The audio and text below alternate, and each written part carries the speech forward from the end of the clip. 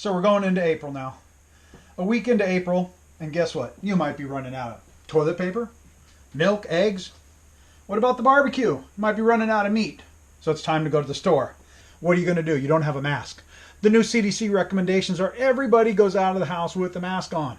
So what are you going to do? If you're a cool guy like me, maybe you ride motorcycles, maybe you play cowboys and Indians, maybe, I don't know, you got a bunch of bandanas laying around the house. Well, maybe you only have one. I have a bunch of bandanas laying around the house. There might be a problem. So, a couple of things you could do. Let's do some DIY, do-it-yourself masks. You know, there's a couple ways we could do this. I'm going to get some of these out of the way here. You know, we got the old style mask, the old bandana. You know, the way we do it. We take the bandana and we fold it diagonal, spin it around, we fold it a couple more times, and we put it over our nose, tie it behind our head, and guess what? It looks like we're robbing the place. Might not be a good way to go into the store. So, we've got a few alternatives. Again, get one of your favorite bandanas. I think I'm going to go with black. Let's go with a black one here. So we're going to take our favorite bandana and we're going to do something. We're going to fold it right about to the center. We're going to take another side of it and we're going to fold it right about to the center. We can leave that little gap there in the middle. Then we're going to take the outside edge, we're going to fold it to the center again.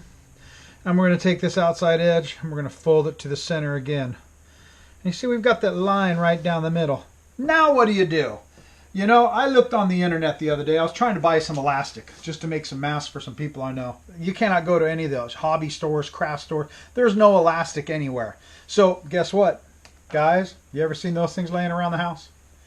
Different places, in the laundry, wherever. Yeah, that's right, hairbands. Some of you guys might even wear these. You know, maybe you guys wear these black ones. Your wife wears the pink ones. Or maybe your wife wears all the different colors. Pick out a couple of them.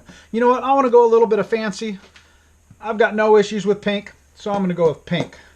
We're going to take these two pink hairbands. We're going to go up about a third of the way. About a third of the way up this bandana. Right? We're just going to make this thing look like those old rolled candies. You know, those real terrible tasting hard candies we used to get as we were kids. You know, those candies. Yeah, the ones that look like that.